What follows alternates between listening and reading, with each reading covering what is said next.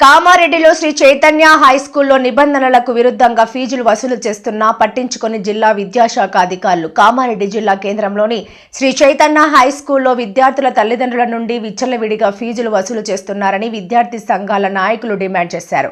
ఈ సందర్భంగా విద్యార్థి సంఘాల నాయకులు మాట్లాడుతూ నిబంధనలకు విరుద్ధంగా నడిపిస్తున్న శ్రీ చైతన్య హై స్కూల్ పైన విద్యాశాఖ అధికారులు చర్యలు తీసుకోవాలని కోరారు.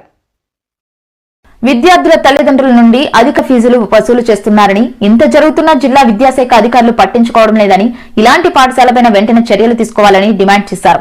శ్రీ చైతన్య హై స్కూల్లో తరగతికి ఎంత ఫీజు చెల్లించాలో బోర్డుపైన ఏర్పాటు చేయాలని, తరగతి ఉపాధ్యాయుల యొక్క స్టడీని కూడా పెట్టాలని డిమాండ్ చేశారు. 9వ తరగతి విద్యార్థులకు 10వ తరగతి పుస్తకాల కొరకు 10,000 రూపాయలు కట్టించుకుంటున్నారని, పాఠశాలలో కంప్యూటర్స్ ల్యాబ్, లైబ్రరీ పుస్తకాలు, సైన్స్ ల్యాబ్ ఉంచాలని, అలాంటివి ఏమీ పెట్టడం లేదని, ఫీజులు మాత్రం 40,000 నుండి 50,000 వరకు ఫీజులు వసూలు చేస్తున్నారని, అంతేకాకుండా బస్సుల్లో పరిమితికి మించి విద్యార్థులను ఎక్కించుకోవడం జరుగుతుందని, ఇంత పెద్ద మొత్తంలో జరుగుతున్న విద్యాశాఖ అధికారులు పట్టించుకోవడం లేదని, ఇది కామారెడ్డి బ్రాంచ్ కాదని హైదరాబాద్ బ్రాంచ్ అంటున్నారని, ఇట్టి విషయం పైన పలుసార్లు డీఈఓ గారి దృష్టికి తీసుకువెళ్లినా పట్టించుకోవడం లేదని, అధికారులు పట్టించుకోకపోవడం ద్వారానే నిబంధనలకు విరుద్ధంగా ఫీజులు వసూలు చేస్తున్నారని, ఇప్పటికైనా వెంటనే శ్రీ చైతన్య స్కూల్ పైన చర్యలు తీసుకోవాలని, లేకపోతే విద్యార్థి సంఘాల ఆధ్వర్యంలో పెద్ద ఎత్తున ధర్నాలు, రాస్తారోకోలు చేస్తామని డిమాండ్ చేశారు.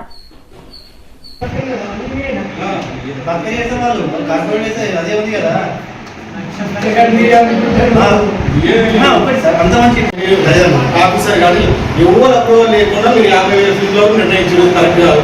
దానికి తోడు మీరు కన్సెషన్ మీరు పెట్టింది అదే చార్ట్లో పెట్టింది అదే ఫీజు కదా. ఇంకోటి దాని గురించి ఇక్కడ నోట్ పుస్తకాలు, పాఠ్య పుస్తకాలు అమ్మొద్దని తెలంగాణ రాష్ట్ర ప్రభుత్వం చాలా క్లియర్గా చెప్పింది. కానీ మీరు దాన్ని ధిక్కరించి ఈ స్కూల్లో పాఠ్య పుస్తకాలు, నోట్ పుస్తకాలు అమ్మేరు. ఒక్కొక్కరి దగ్గర 10 నుంచి 12,000 రూపాయల ఫీజులు తీసుకున్నారు.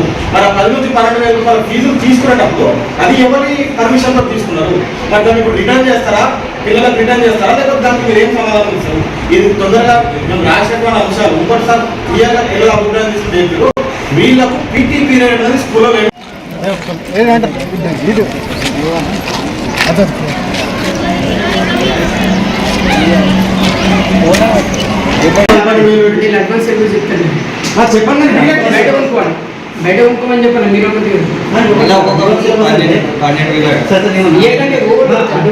నా పేరు విఠల్, భారతీయ విద్యార్థి మోర్చా రాష్ట్ర కార్యదర్శి.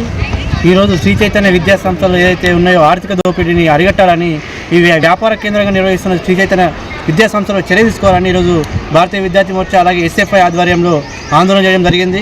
ఎందుకోసం అంటే ఆ నిబంధన విరుద్ధంగా గవర్నింగ్ బాడీ నిర్ణయించకుండా సరే ఇష్టానుసారంగా ప్రతి సంవత్సరం 5 నుంచి 10,000 ఇష్టానుసారంగా పెంచుతూ విద్యార్థులపై భారం మోపుతూ ఉన్నారు. అంత క్వాలిటీ ఎడ్యుకేషన్ ఉందంటే ఆ ఎడ్యుకేషన్ కూడా క్వాలిటీ ఎడ్యుకేషన్ లేకపోవడం వల్ల చాలామంది విద్యార్థులు చదువుకు దూరం అయ్యే అవకాశం కనిపిస్తూ ఉంది. ఇంకో పక్కన నిబంధనల విరుద్ధంగా బస్సులలో లిమిటెడ్ కాకుండా పూర్తిగా ఇంజన్ పైన ఎక్కించుకొని డ్రైవర్ అలాగే కనీసం కూర్చోడానికి స్థలం కూడా లేకుండా బస్సు నిండా పిల్లల్ని తీసుకెళ్ళి బాగా ఇబ్బందులకు గురవుతున్న పిల్లలు కూడా కుక్కడానికి వాళ్ళు ఒక ఏదైతే ఉందో దాంట్లో 2 లేక 3 ఉండాల్సింది 5, 6 పిల్లలను ఒక సీట్లో కుక్కబెట్టి బలవంతంగా జరుగుతూ ఉంది. మేము అది కూడా చూపించినాం అధికారులకు.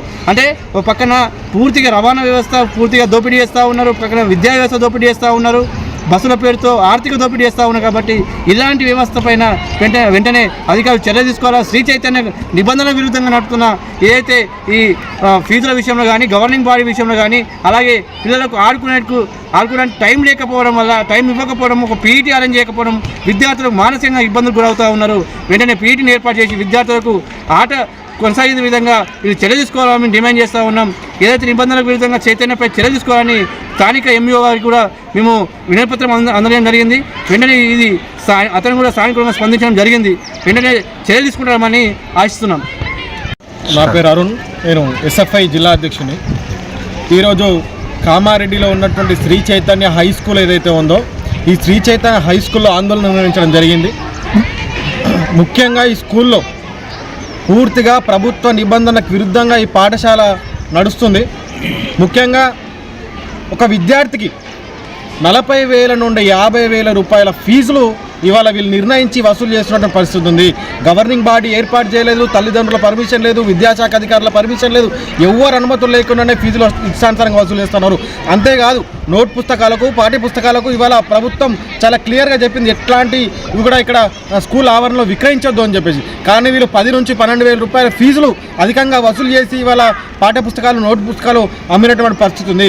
అంతేకాదు వీళ్ళ గతంలో కూడా చెప్పినాం, విద్యార్థులకు స్పోర్ట్స్కు సంబంధించినటువంటి పీరియడ్ పెట్టట్లేదు, వాళ్ళకు మానసిక వికాసానికి సంబంధించినటువంటి అందించాలని చెప్పేసి గతంలో చెప్పినాం. కానీ విద్యార్థులకు స్పోర్ట్స్ పీరియడ్ పెట్టట్లేదు, ఆట ఆడించట్లేదు, కనీసం ఆట స్థలం కూడా లేనటువంటి పరిస్థితి వాళ్ళ కామారెడ్డి శ్రీ చైతన్య ఉంది.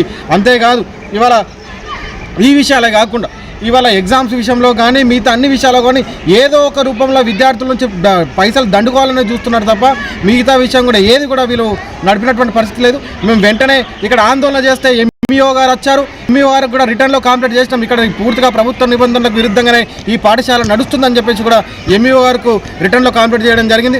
ఎంఈఓ గారు కూడా హామీ ఇచ్చారు, ఖచ్చితంగా వీళ్ళకి మెమోలు జారీ చేస్తాం, వీళ్ళు ఏదైతే తప్పులు చేస్తూ ఉన్నారో విద్యాశాఖను ఇవాళ మోసం చేస్తూ ఇవాళ స్కూల్ నడుపుతాను, వాళ్ళ మీద ఖచ్చితంగా కఠిన చర్యలు తీసుకుంటామని చెప్పేసి ఎంఈఓ గారు కూడా హామీ ఇవ్వడం జరిగింది.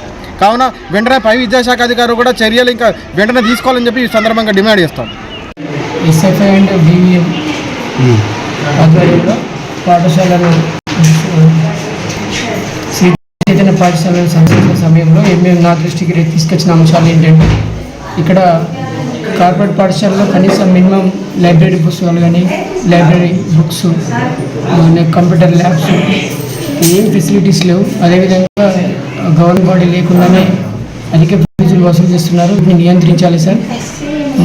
అదేవిధంగా మళ్ళీ అడ్వాన్స్గా 9th క్లాస్ పిల్లలకి 10th బుక్స్ ఖచ్చితంగా తీసుకోవాలి. ఒక్కొక్కరికి 12,000, ఒక సెట్కి 12,000 రూపాయలు వసూలు చేస్తున్నారని తీసుకురావడం జరిగింది. అదేవిధంగా మనకు ఫిబ్రవరి 3 శ్రీ పంచమి రోజు చాలామంది విద్యార్థులను అడ్మిషన్ తీసుకుంటామని ప్రచారం చేయడం జరుగుతుంది సార్. ఇలాంటివన్నీ ఆపేయాలని నా దృష్టికి తీసుకురావడం జరిగింది. నేను ఇమీడియట్లీ వాళ్ళ ఏజీఎం గారితో మాట్లాడాను.